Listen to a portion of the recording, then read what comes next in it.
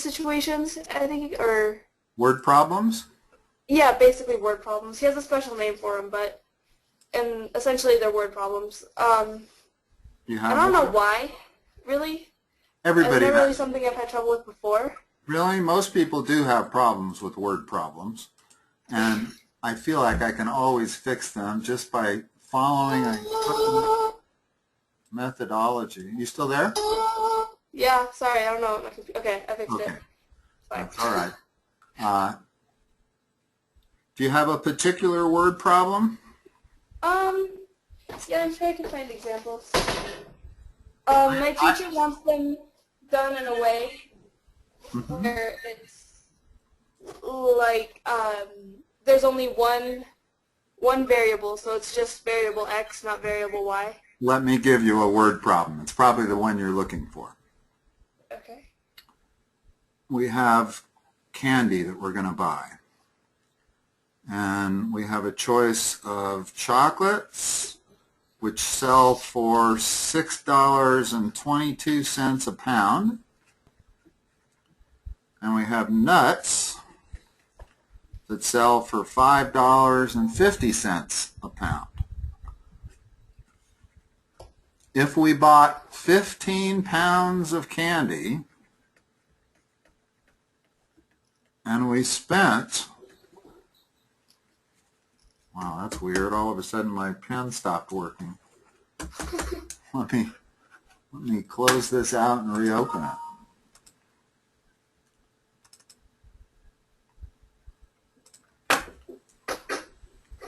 Okay, if we bought 15 pounds of candy and we spent $90,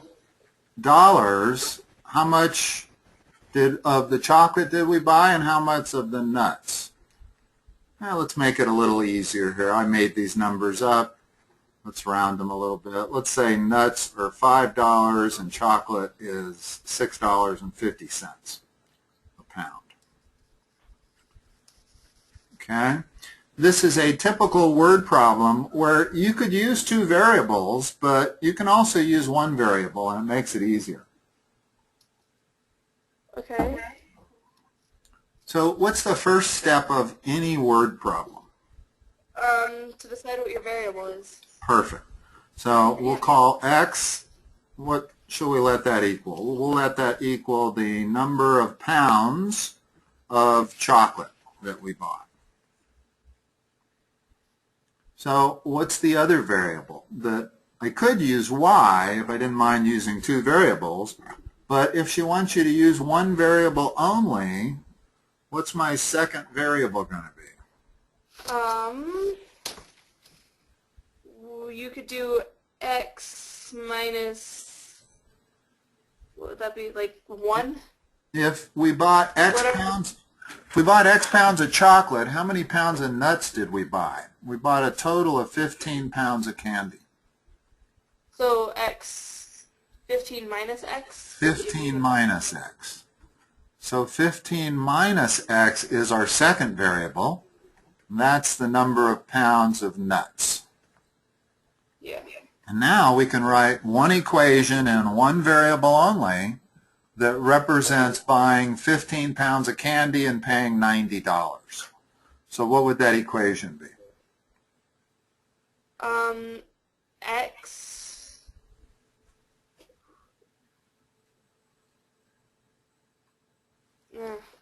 How much would we, what's the total amount we're going to spend on chocolate? 90. No, we're going to spend $90 in candy. Oh, 90 minus, We're going to spend $6.50 per pound. yeah. So the total price that we would spend on the chocolate would be $6.50 times X, the number of pounds that we're going to buy. Yeah. Okay, and then we're going to buy some nuts. How much are we going to spend on the nuts? 5 times 15 minus x per bag of nuts. Exactly. And all of that together, how much we spending on the chocolate and the nuts, we know is equal to $90. Now we have a single equation which we can solve easier than if we had two variables and two equations. And so how do we solve this? You add them up, simplify it out. What do I do with that? That 5 and the 15 minus? Yeah, you distribute it. So 75 minus 5x is 20. Okay. Now what? And then you combine the negative 5x and the 6.5x. So that's 1.5x. I'm going to gather my like terms. And I'm going to take the 75 on the other side. Yeah. By subtracting 75 from both sides. So now, solves itself. So we bought 10 pounds of chocolate, and we must have bought 5 pounds of nuts. Exactly. I didn't expect it to come out with such nice round numbers because I made up those numbers out of the top of my head. Mathematician. All right. Okay. Now, we could have used, let's just examine the toughest part of this problem. And the toughest part of this problem is what to let the second variable equal to. Because I could have said y, and then it would have been $6.50 times x plus $5 times y, and then I would have had a second equation, x plus y equals 15. And now I have two equations, two unknowns, and I could use either substitution or elimination to solve for the variables. So using two variables makes it look like it would be a lot harder, but it's actually much easier logic to come up with by letting x equal 1 and y equal the other. As long as you can figure out that second equation, you're fine. When they want you to solve this in one variable only, then you have to make that leap immediately that y is going to be equal to 15 minus x. Yeah. Sorry, my dog. Hi, come here, come here.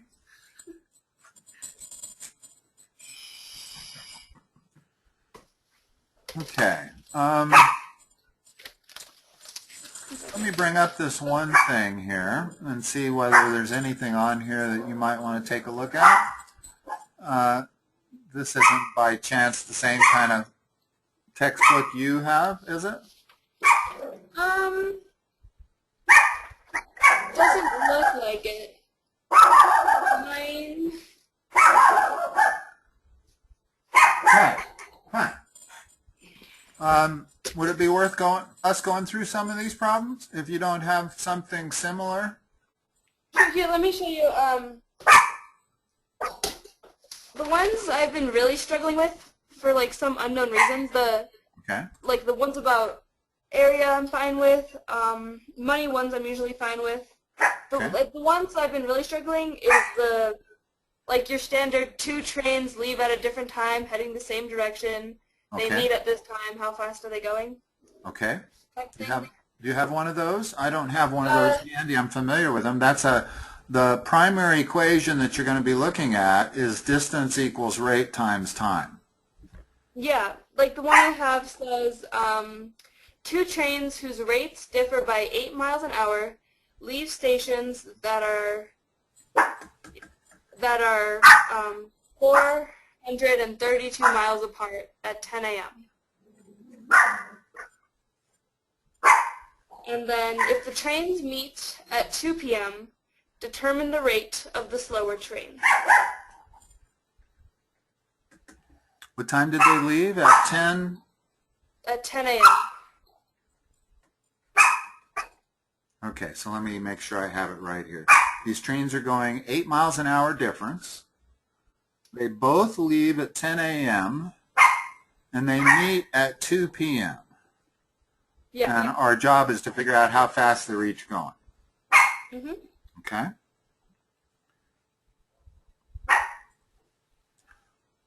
Let's call this distance x. What's this distance over here to the right of where they meet? That's the distance that well, that's equal to x2, wouldn't it be? It's 432 yeah, minus 432. x. In other words, we make that same leap that we made on the chocolate and nuts problem, is we have to define our second variable as a function of the first variable. And that's fine. We can do that. Okay, so let's talk about train A. Distance equals rate times time. We know that the distance is x and the rate.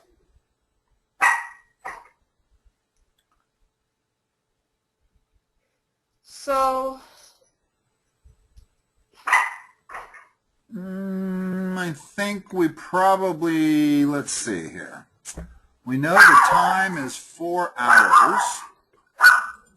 So we have, there's one equation. The distance x is equal to 4 hours, which is how long it's going, from 10 a.m. to 2 p.m. Excuse me. Hi. Hold on. Come on. Can't do this.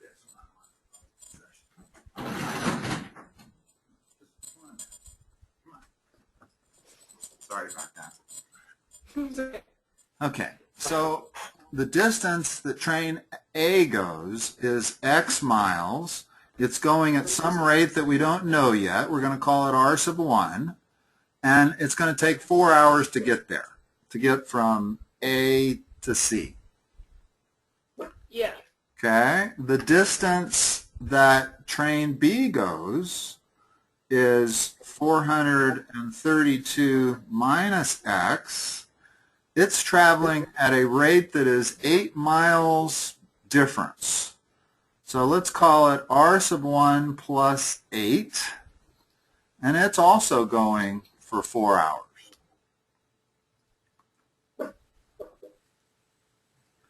So notice that now we have two equations. There's one. And two unknowns, x and r sub 1. Yeah. So between that information, we can solve for r sub 1. How do we do that? How do we take those two equations that I have in boxed, and we want to solve for r sub 1? Or, yeah. Okay. So let's use substitution. We know what x is, so let's substitute that into the second equation to solve for r. So 432 minus, instead of x, I'm going to write 4r sub 1, and that's equal to 4 r sub 1 plus 32. And now I can solve this easily. I'm going to move this 4r to the right, giving me 8r. I'm going to move the 32 to the left, giving me 400. So the rate is 50 miles per hour. That's one rate. Now, since the second train I had going 8 miles an hour greater, it must be going 58. So that's 50 mph. This is 58 mph. And we never did solve for x. I can solve for x based on this first equation. I know that x must be 200. So this distance is 200 miles. This distance is 232 miles. And now if I go back in and check my math, I can prove that this first train will go 200 miles in exactly 4 hours. They'll get to this point C at 2 p.m. And train B going 58 miles an hour will cover 232 miles in that same 4 hours. and get to Okay. that same point. So this is a tough word problem because you can't really leave everything in one variable. We had to deal with two variables. But as long as we had two equations, we were fine. All right, so you can split them up into, okay. Yeah, and the general rule of thumb with algebra is that if you have one variable and one equation, you can solve it all day long. If you have two variables, you need two equations. If you have three variables, you need three equations. So as long as I have two equations that are independent of one another, it's going to allow me to solve for two variables. And notice the first equation I was able to come up with just involved train A, and this involved train B, so they're separate equations, but they both are true, and I'll be able to solve for both R and X with those two equations. Okay. Yeah, those are definitely some of the harder word problems are distance, rate, time problems. Got anything else you want to? What's the? You're still working with linear equations. You haven't gotten to quadratics yet. Not yet. We're working on linear equations and their different forms, like standard form and slope-intercept form and point-intercept form. So let me give some here, and you tell me what form it is.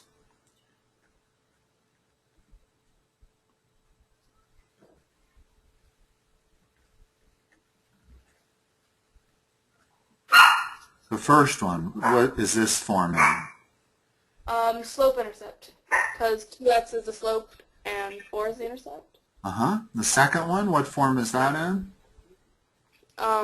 Point-intercept? Point slope. Yeah, sorry. And the third format that we might have would be this. Well, here, let me put the X first.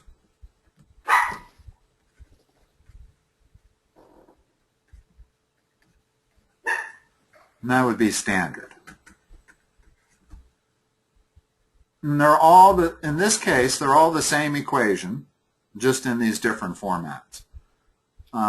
We're going to use point slope frequently because usually what you're given is here's the slope of a line and here's a point.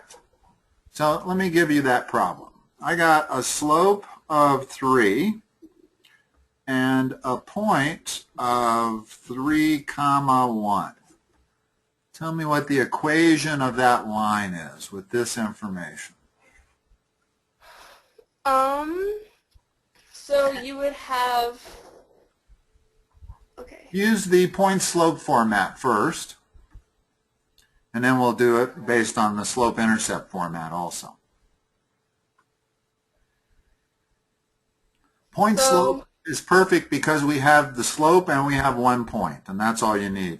First of all, what's the general format for point slope? It's y minus y sub 1 equals slope. X minus x sub 1. Okay, so that's the format.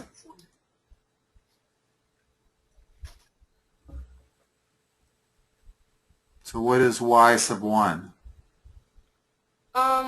Y sub 1 is, in this problem, 1. Okay. M is? 3. And x sub 1 is? 3. Again. Okay. So if they wanted it in point slope format, I could leave it like that. That would be perfectly fine. Or if they said, give it to me in slope intercept, well, I could just distribute this 3 and move the 1 over. So I get 3x minus 9 plus 1, 3x minus 8. So I got it into slope intercept format by doing that. Let me show you how to come up with slope intercept format straight away. In other words, if you didn't remember point slope format and you wanted to use slope intercept, you start with what? Y equals, mx plus b. and we know the slope, so I can substitute 3 for m. But now I got to solve for b. How do I solve for b? In other words, it's a little harder to come up with it when you use slope-intercept format. You would substitute the y value of 1, substitute the x value of 3, and solve for b. So if I do that, I get b equals -8. And now that I know b, I can say, okay, y equals 3x minus 8. So I come up with the same answer as I got doing it with point slope, but I actually had to do an extra step. I had to go through and solve for b. So if you can remember point slope format, it's always the easier one to solve for if you're given a point and a slope. Okay. Okay, and let's just cover one other thing.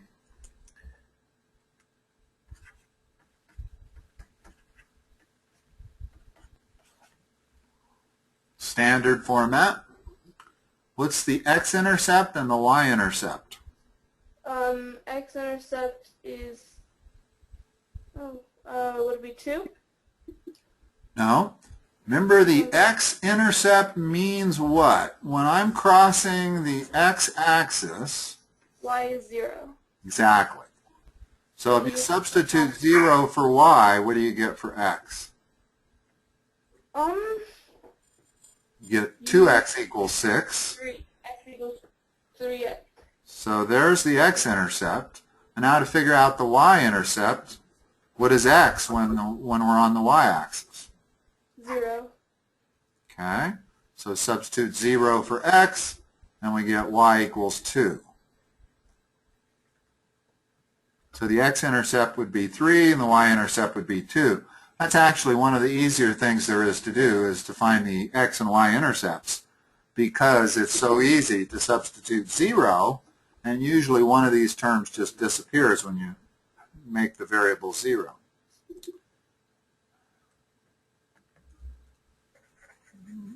And of course, to graph any linear function is all you need is 2 points. Okay? So if somebody gives me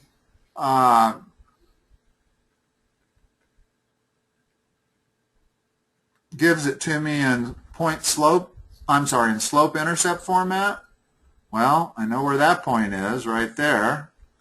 And if the slope is 4, I'm going to go up 4 over 1. I know that point there. 2 points make a linear function. All right. All right. Do you get your material out of a textbook or online? We get it out of a textbook. It's with algebra, a lot of the times you can verbalize problems easy enough.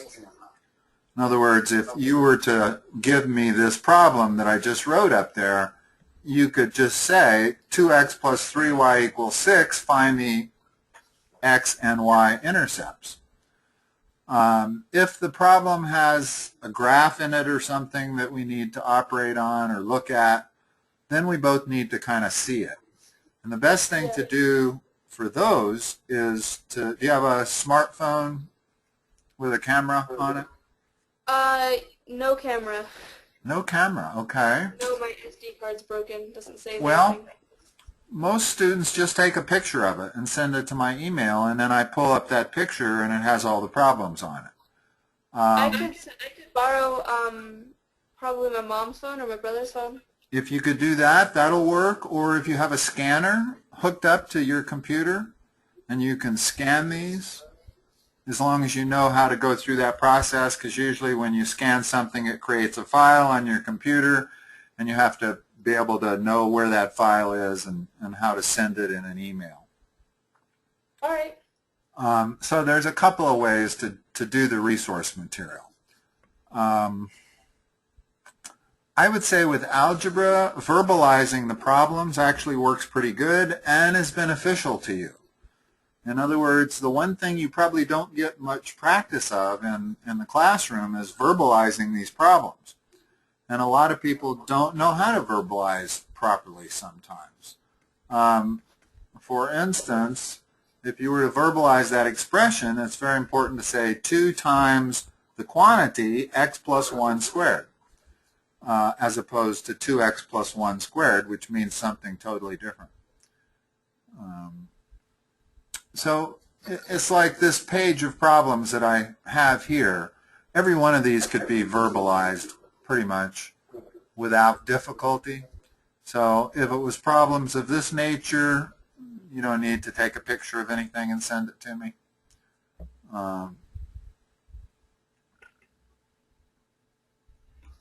Okay. Do you want to go over anything else today? I don't think so. I think I'm good for today. Okay. Next week. Sounds good, and I will talk to you next Wednesday at 3:30. Is it okay if I just send you a text message of what the meeting ID number is on your phone? Sure. Okay. And your phone is 303-549-8824? Exactly. Okay. That's the way. In other words, I don't need to work you through it verbally anymore. You'll have GoToMeeting on there already. And so I'll just text you the meeting ID number a few minutes before 3:30. All right, excellent. Okay? All right, Sarah.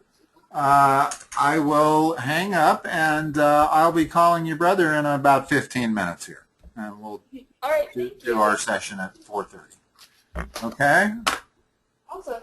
All right. Bye-bye. Bye.